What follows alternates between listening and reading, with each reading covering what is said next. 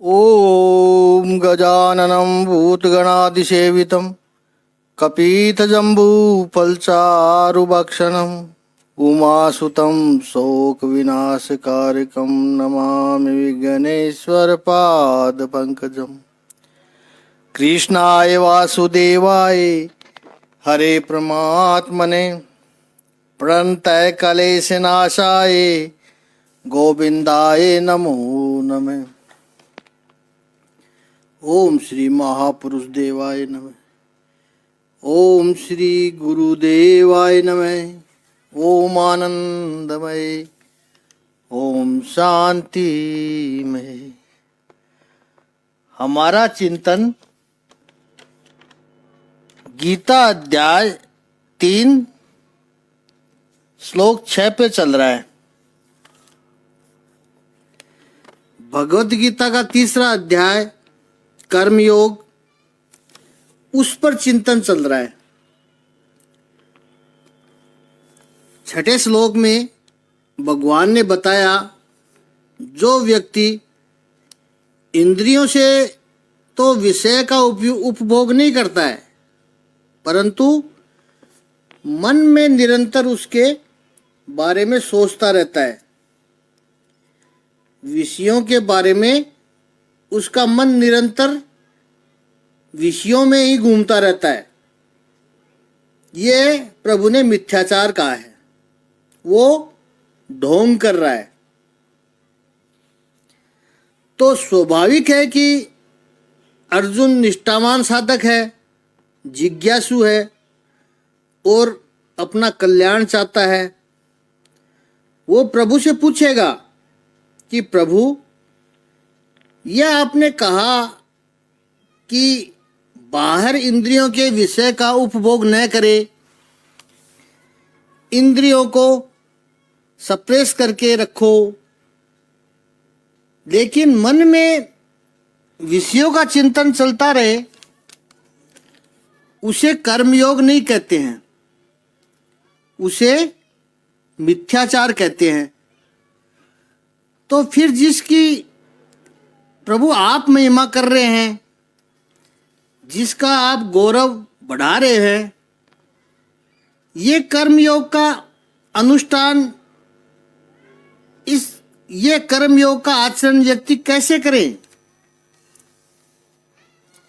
विमूढ़ आत्मा मिथ्याचार से उच्यते।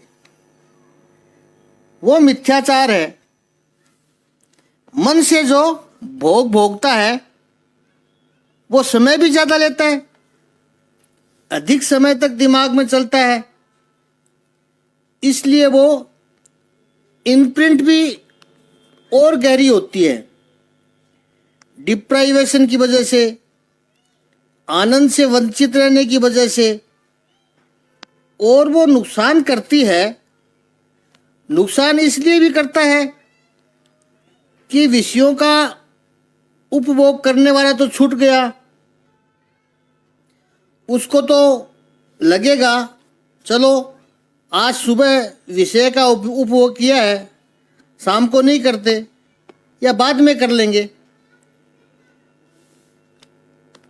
वो अपने आप को रोक सकता है।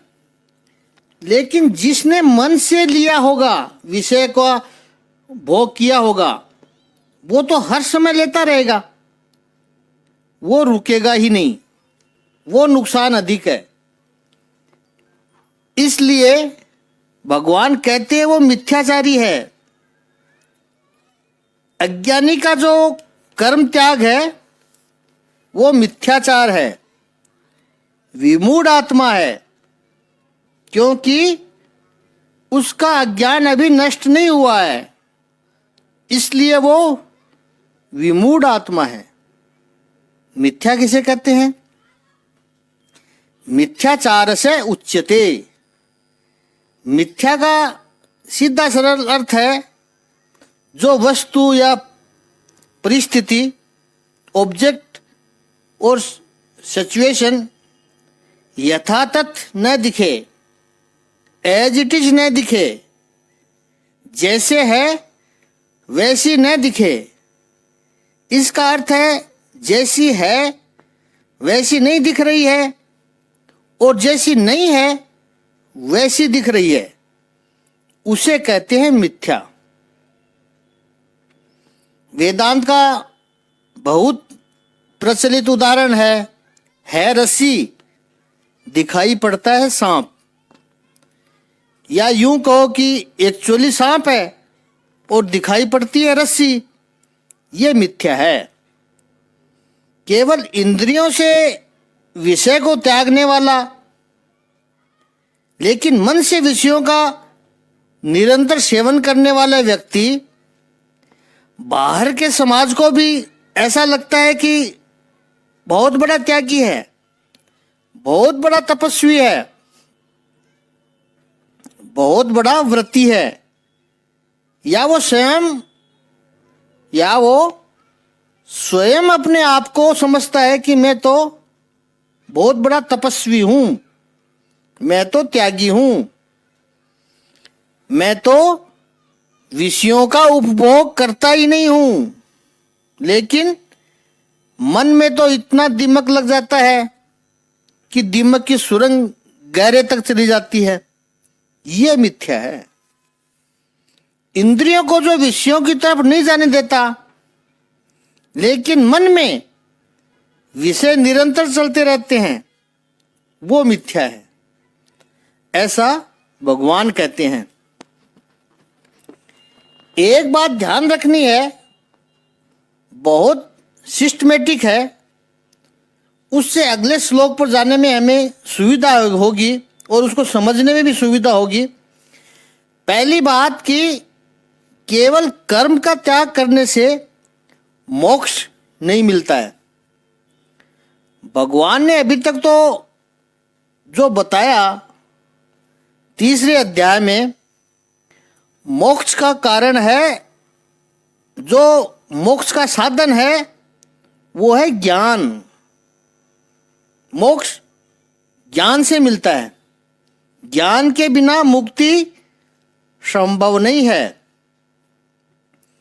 ऐसा वेद के ऋषि भी कहते हैं।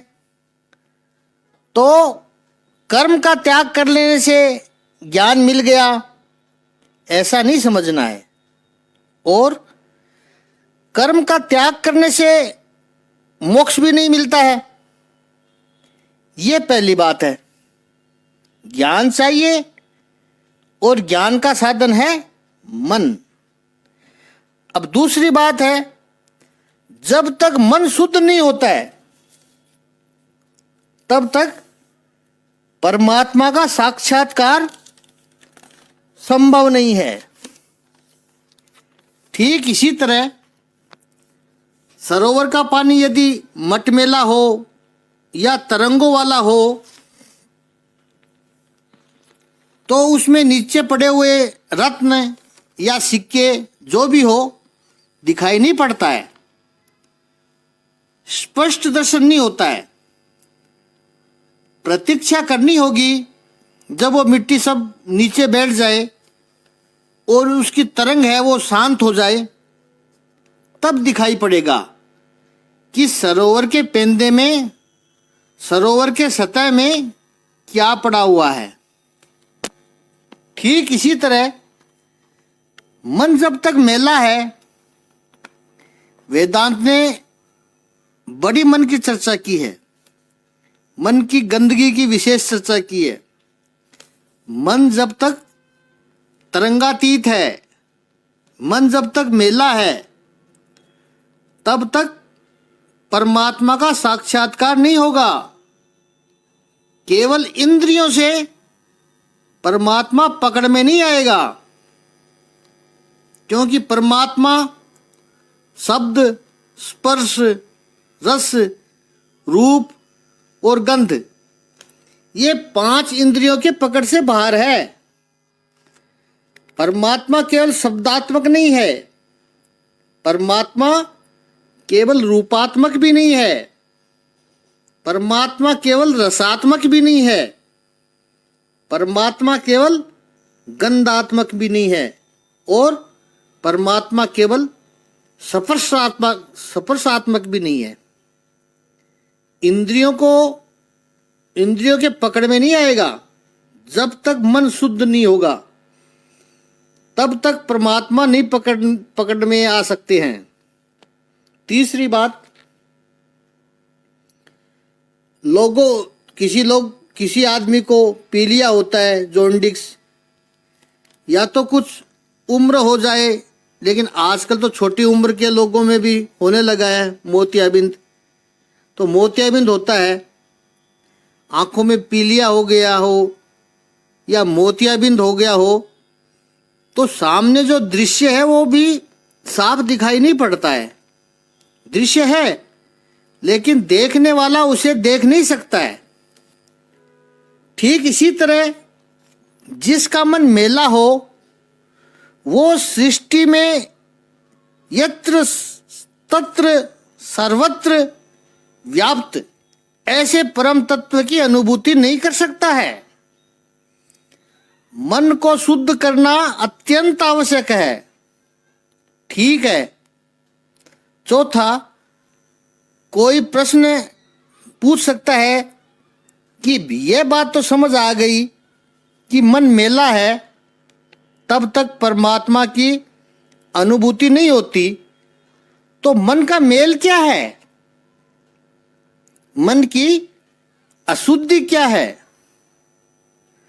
भगवत गीता और हमारे सभी शास्त्र कहते हैं कि मन की सबसे बड़ी अशुद्धि है कामना, इंटेंस डिजायर, तीव्र इच्छा। इससे बढ़कर और कुछ भी नहीं है। मन की सारी तरंगे, विचलितताएं जो भी आती है केवल कामना से ही आती है बस। क्योंकि कामना, वेदांत जिसको कहता है राग द्वेष, वो मन को ठीक तरह से देखने नहीं देते हैं, मन को वास्तविक दर्शन नहीं करने देती है। जैसे ही कामना आ गई, पसंद नापसंद आ गया। अब जैसे किसी को लाल रंग पसंद है और हरा पसंद नहीं है, तो हरा को देखकर वो मुंह बनाएगा। तो फिर ये कामना की शुद्धि कैसे हो? मन की शुद्धि हो कैसे? तो कहा है कि निष्काम कर्म से हो। मन की शुद्धि निष्काम कर्म से ही होगी। क्योंकि व्यक्ति जितने कर्म करता है उसमें अहंकार जुड़ता है। अहंकार जुड़ता है तो राग द्वेष और बढ़ता है। मैंने ये किया तो मुझे ये मिलना चाहिए, मेरा अधिकार है, यह मुझे मिलना चाहिए। अब जब वो छोड़ा तो कामना शुद्ध होती जाती है। राग द्वेष छोड़ दिया, अहंकार छोड़ दिया, तो कामना शुद्ध होती जाती है। और वैसे शुद्ध मन से इतना मन शुद्ध हो जाता है, उस मन से व्यक्ति जब कर्म करे, अन्यथा फिजिकली आप कर्म करो या मन ही मन भोग करते जाओ, कामना तो बनती जाएगी। उसको भगवान मिथ्याचार कहेंगे। मिथ्याचार में कर्म शरीर से नहीं होते हैं, पर मन में तो होते ही रहते हैं। जैसे किसी की एकादशी करने की इच्छा न हो, लेकिन बड़े बुजुर्गों का ऑर्डर हो जाता है कि सभी बड़ों को एकादशी करनी पड़ेगी, घर में कुछ नहीं बनेगा आज। तो जिसको जबरदस्ती एकादशी का व्रत करना पड़े, उसे दिन भर भोजन के विचार मन में आते रहेंगे। रोज भोजन के विचार मन में नहीं आते हैं, लेकिन एकादशी को भोजन के विचार आते रहते हैं। अब उसने दिन में तो नहीं खाया, लेकिन रात को जब सोता है, अपने सपने में अच्छी से अच्छी रेस्तरां में भरपेट खाना खा के आएगा वो। उसको वहां सपने में कौन रोकेगा? इंद्रियों को तो आपने रोक लिया कि जबरदस्ती से, लेकिन मन को कैसे रोकोगे? मन तो भागेगा। जितना उसको सप्रेस करने की कोशिश करोगे उतना ही वो स्प्रिंग की तरह दुगना ऊपर उठेगा, भागेगा। ये मन का अभ्यास करना है। इसलिए प्रभु कह रहे हैं मिथ्या है। मन से भी विषयों का चिंतन करना मिथ्या है। इसलिए काम के लिए संस्कृत में एक शब्द है मन सीजय। जो मन में जन्मता है वो मन की कामना है। आंखों को बंद करके जब भी मैंने आपको देखा है, आप हो उससे भी अधिक मैंने आपको देखा है। भगवान श्री कृष्ण ये 3 अध्याय के 6 श्लोक में भी यही कह रहे हैं कि आंख खोल करके देखते हैं तो बहुत जल्दी दर्शन हो जाता है, लेकिन जो आंख बंद करके देखता है तो वो अपनी कल्पना का रंग भी अंदर डाल देता है, तो जो है उससे भी सुंदर दिखता है। जिसको फिजिकली देखा है उससे मन में सुंदर दिखाई देता है। ये मिथ्याचार है। इंद्रियों से विषयों का उपभोग नहीं करके केवल मन से सेवन करें, विषयों का चिंतन करें, वो मिथ्याचार है।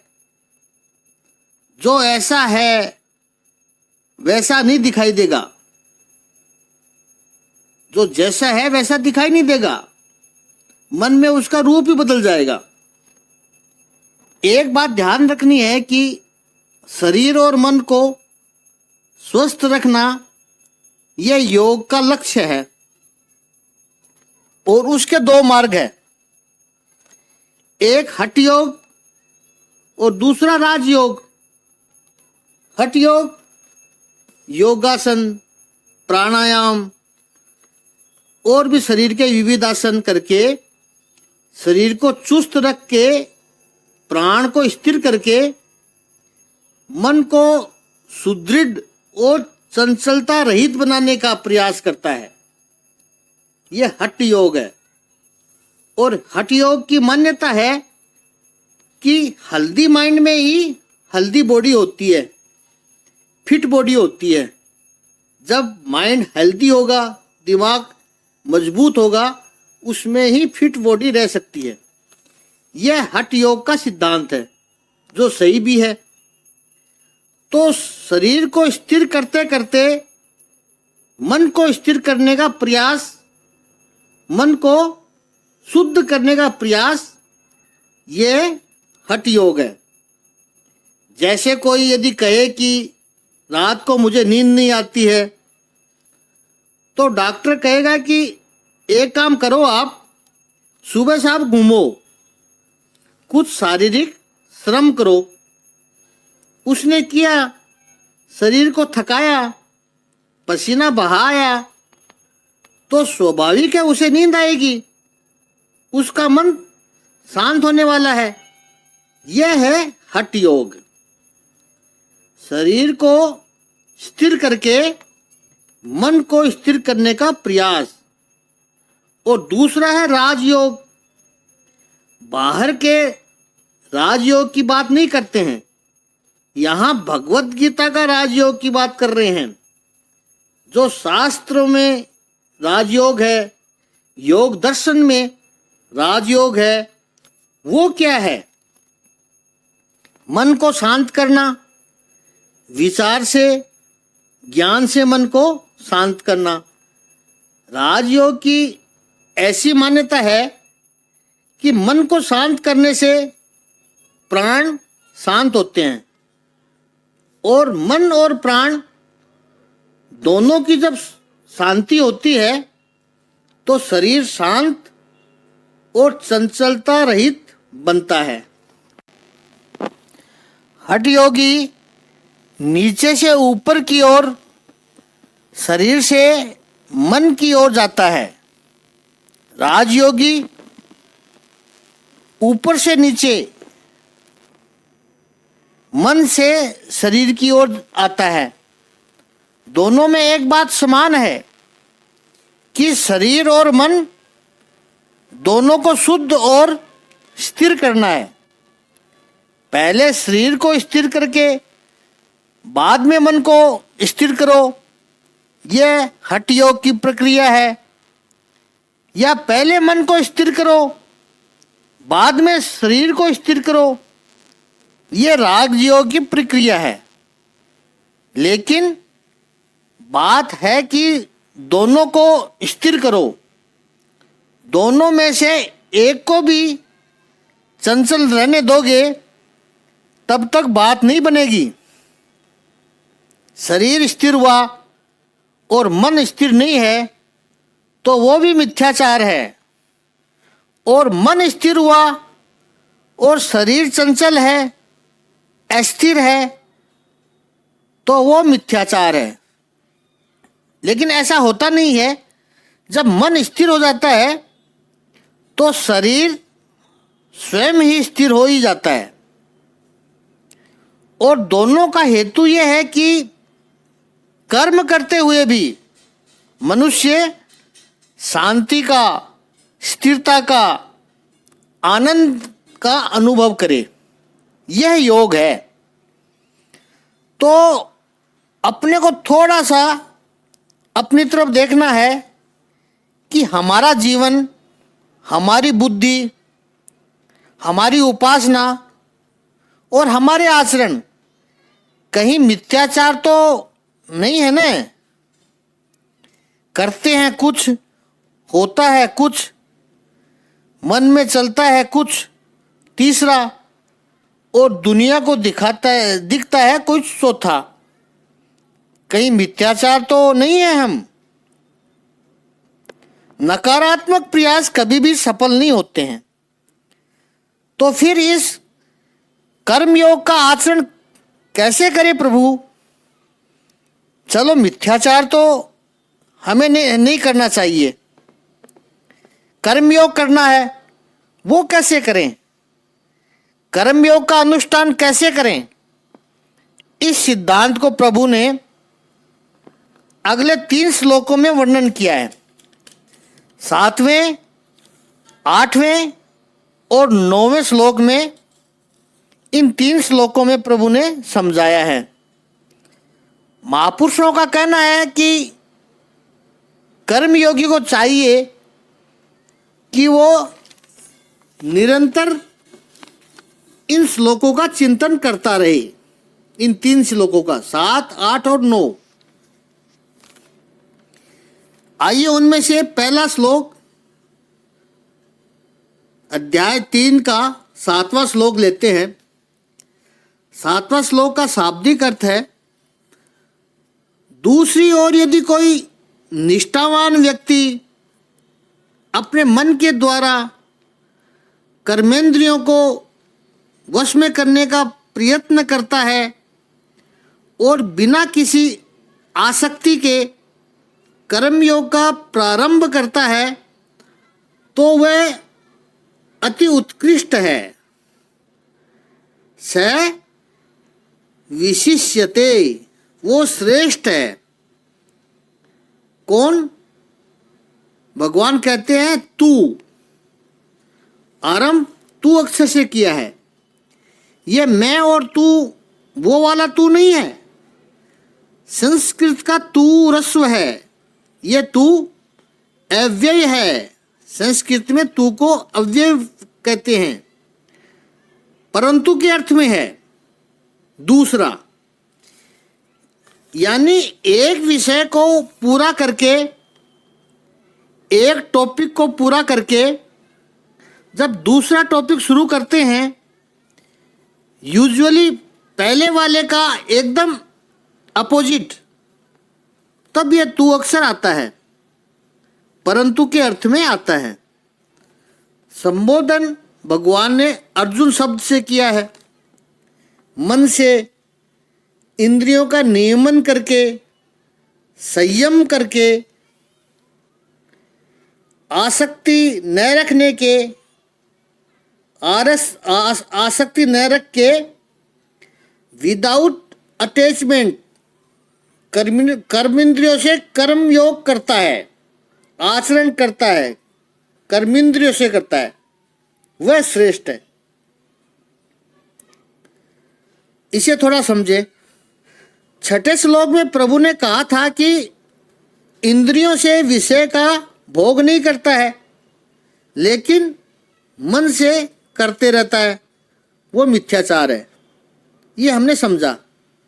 यहाँ बिल्कुल उससे उल्टी बात कही है प्रभु ने, उससे अलग बात कही है कि मन से इंद्रियों को कंट्रोल कर लेता है।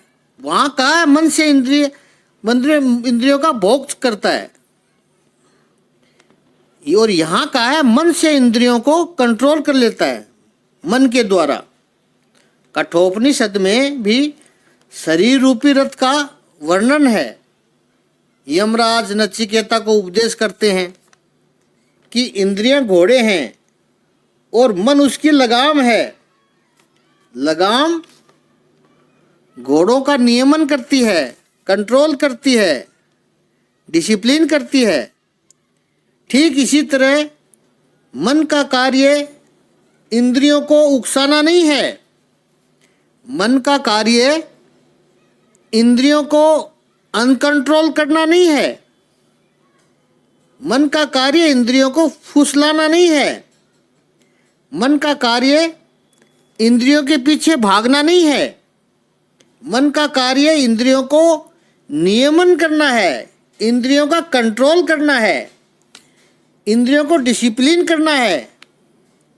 मन ने यदि इंद्रियों को कंट्रोल कर लिया, फिर कर्मेंद्रियों से, बल्कि सब इंद्रियों से, ज्ञानेंद्रियां भी इसी में आ गई, तो कर्मयोग का आचरण करता है, वो श्रेष्ठ है।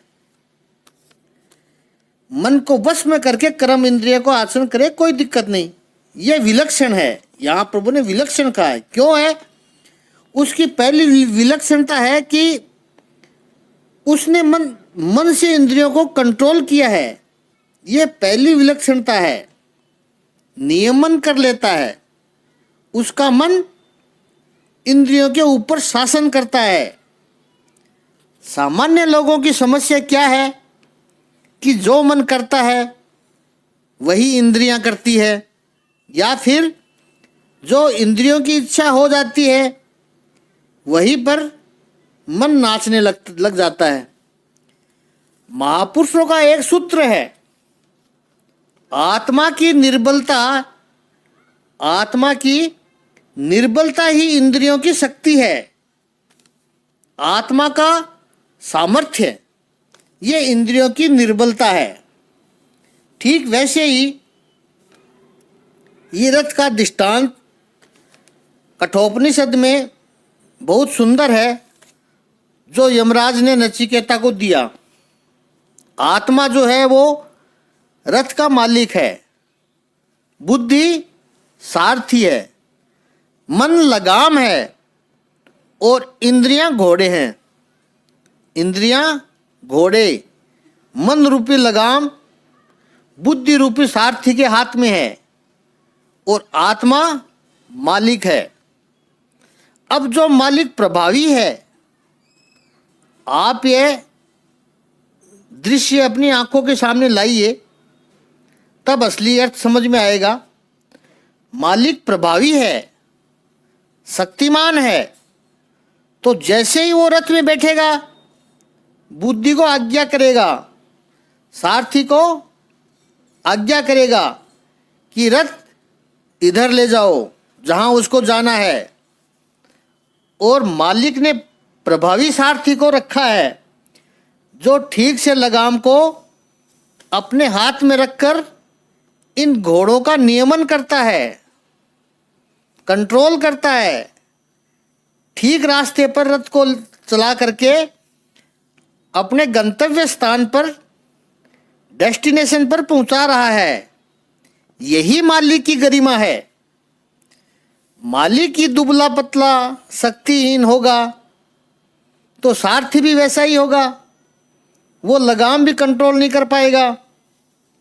और घोड़े, इंद्रिय रूपी घोड़े तो इतने बलवान है, क्योंकि आत्मा यदि दुर्बल तो इंद्रियां सबल। ये महापुरुषों का अनुभव है। आत्मा की दुर्बलता ही इंद्रियों की शक्ति है। व्यक्ति इंद्रियों का गुलाम क्यों बनता है? क्योंकि मन की ताकत नहीं है, बुद्धि की शक्ति नहीं है, आत्मा की ऊर्जा पूर्ण नहीं है, बहुत कमजोर है।